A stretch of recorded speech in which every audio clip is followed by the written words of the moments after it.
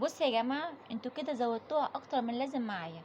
كذا حد كتب لي عندي على الفيسبوك، اما نزلت قلت لكم بديل الفراخ البيضة هي الفراخ البلدي هجين والفراخ جميزة بيور، يديكم اوزان عالية جدا ويديكم حجم حلو جدا ومكسبه كويس جدا جدا جدا فوق ما تتخيلوا. كذا حد كتب لي وعلق لي بيقول انت كدابة يومولوجي، مستحيل الفراخ الجميزة بيور والفراخ البلدي هجين بيجيبوا معانا 2 كيلو و2 كيلو ونص و3. لا يا جماعة، بيجيبوا اكتر من كده كمان وتحدي، بيجيبوا اوزان اكتر من كده وتحدي. وتربية الفراخ البلدي هجين والجميزة بيور فعلا بديل الفراخ البيضة، البورصة بتاعتهم عالية جدا وبيكسبوا، مش كلمة دهب، بيكسبوا فوق الدهب دهب. الارباح بتاعته عالية جدا جدا جدا وعن تجربة. بص يا جماعة، صلى على رسول الله، انا اي فيديو بنزله عندي على الفيسبوك او على القناة وتطلع مني معلومة، والله العظيم والله العظيم والله العظيم بقولها بكل صدق وكل امانة. واي معلومة بطلع بتكلم عليها وبعمل عليها فيديو عندي على القناة بكون مجرباها مرة واتنين وتلاتة وعشرة ومليون، لولا ما اطلع اعمل عليها فيديو واقول عليها عشان كلكم تستفادوا. وتربية الفراخ البلدي هجين والجمازة بيور فعلا يا جماعة كسبني كويس جدا وارباحه كويس جدا. بس مهم حاجة تجيبوا كتكوت فرز اول وشركات، فرز اول وشركات، لا كتكوت بلدي هجين بتهجن عالي لا كتكوت جمازة بيور. انا دلوقتي هقول لكم دراسة جدول 10 كتاكيت من الكتكوت جمازة بيور بالدقة. ودراسة جدول دي انا عاملاها عندي في المزرعة، يعني مش كلام بقوله لكم وخلاص، لا، مكتوبة عندي بالورقة والقلم، وكل كتكوت صرف عليا قد ايه هقول لكم عليه. اوكي تمام. سعر الكتكوت جمازة بيور شركات وفرز اول وديوك عامل 19 جنيه، ده سعر الكتكوت الواحد. لو انت عايزة تنزلي دورة فراخ جمازة بيور للتسمين الافضل تجيبي فرز ديوك، فرز ديوك بيشيل احسن من فرز البرابر. اتفقنا؟ احنا اتفقنا الفراخ دي اللي هنجوها هنمشي معاهم بالاعشاب الطبيعيه بدون اي ادويه، معاكي من كتكوت واحد لغايه 100 كتكوت بالاعشاب الطبيعيه بدون اي ادويه. لو اكتر من 100 كتكوت لازم ادويه ولازم تحصينات. اتفقنا؟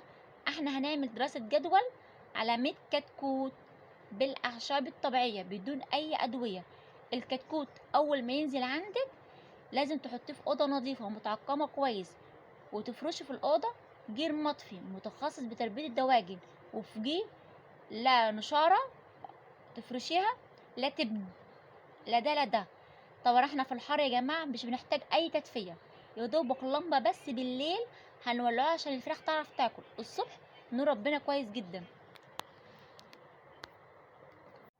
اول يوم هنستقبل الكتاكيت على محلول معالجة الجفاف، لو مش متوفر عندنا محلول معالجة الجفاف يبقى لتر مية عليه عصرة ليمونة ونص معلقة عسل اسود، ده اول يوم. بعد كده بنمشي معاهم بالاعشاب الطبيعية.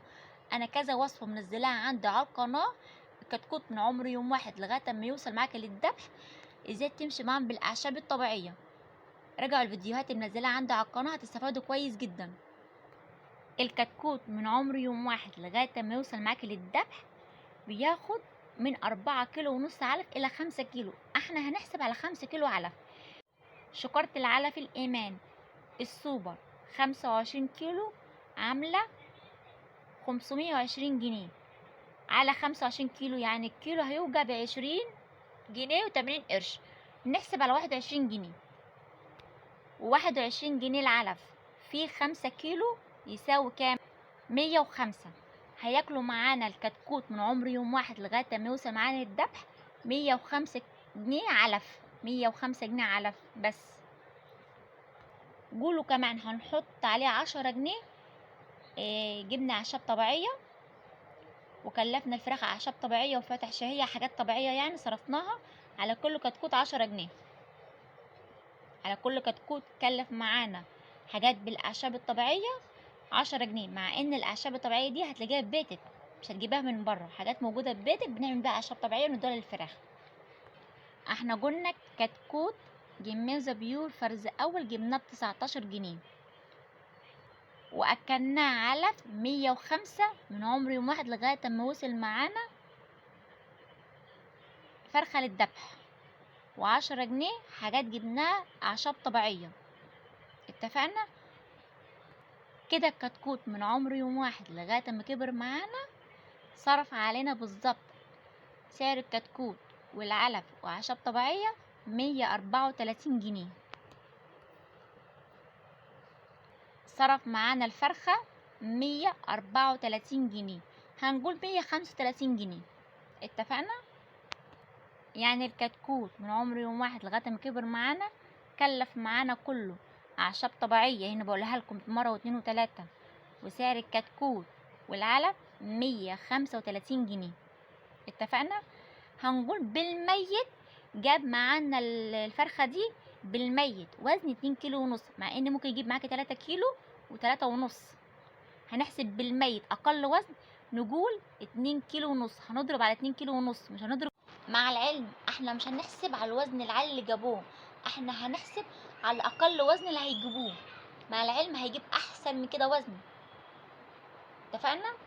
الوزن القليل جدا هنحسب عليه 2 كيلو ونص.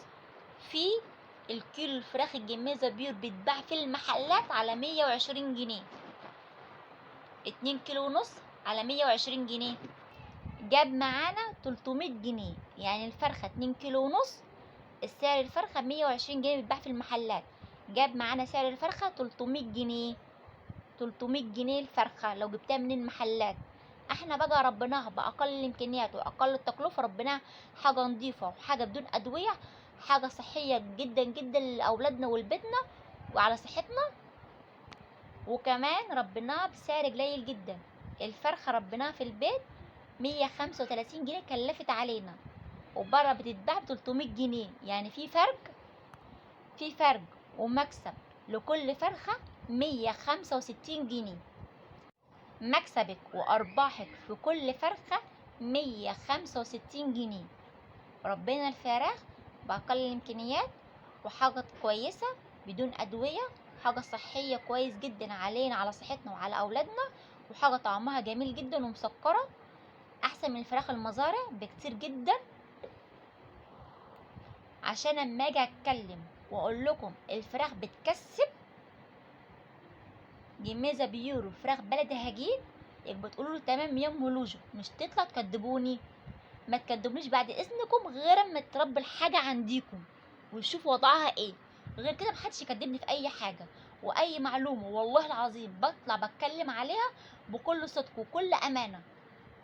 اتفقنا؟ لو عجبكم الفيديو بتاعي واستفدتوا منه دعمونا باللايك والاشتراك في القناه، والسلام عليكم ورحمه الله وبركاته.